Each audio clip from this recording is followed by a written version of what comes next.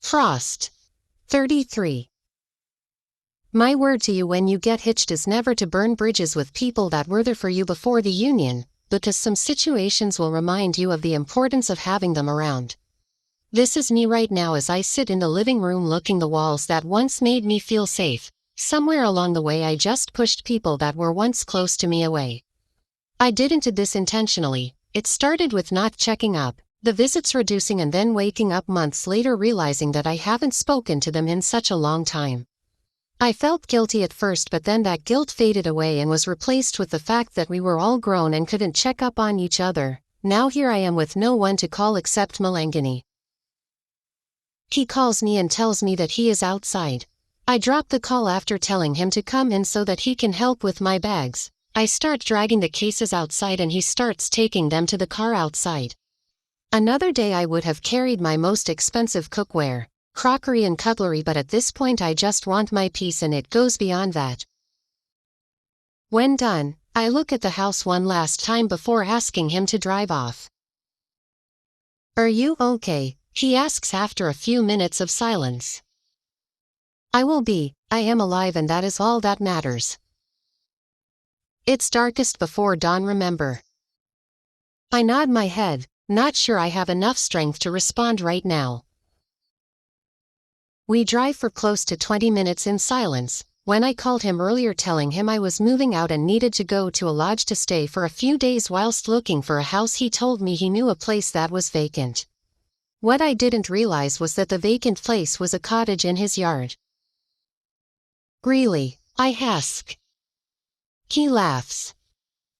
"Lodging will only increase on your expenses. I have a cottage that is not being used, so why not?"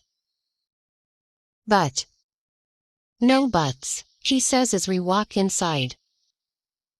The place looks like it has just been freshly cleaned. I notice the help walking to the main house, so I am guessing he asked her to clean before coming to pick me.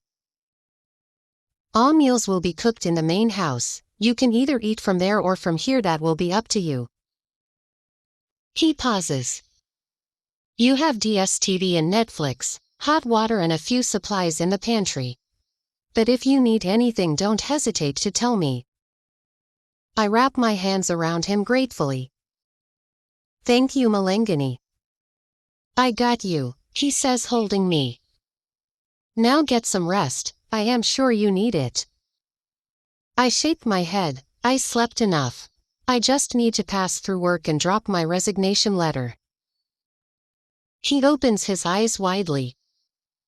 "Are you sure about this? You know you can't gamble with employment like that, yes?"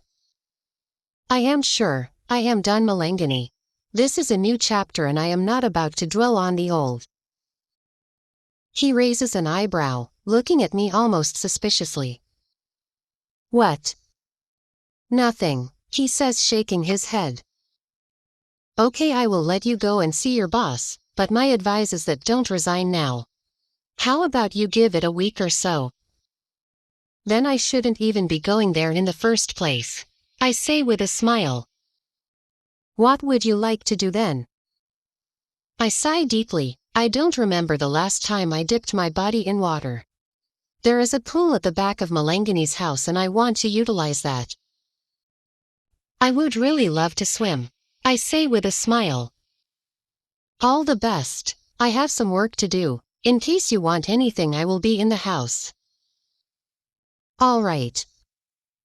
When he leaves, I go to sit on the couch. I don't know what life has in store for me after this, but I will step out in faith and wait to witness what God will do for me after. The funeral is sorrowful just like any other funerals. I know Ginger hates that I made her read the tribute, but one of us had to do it in order to put up face, and Time's family has bought it. When the ceremony is done, we return to the funeral house for lunch. Afterwards, her family calls us to a short briefing to thank us for the support we have rendered. I leave them with some money before finally leaving. I don't trust Ginger at this point, so I leave with her. We don't say anything to each other until we get to her place. "You are going to give May a divorce, right?" "And why would I do that? She is still my wife." She looks at me. "Don't let all this mess your head. You know it was an accident. Dainty. She, I say, putting a finger to her lips. Everything will go back to the way it was. May and I will be happy once again, and our lives will be better than they were before. Just wait, I say with a smile on my face. ... Your friend and author, Winnie. Hibiscus.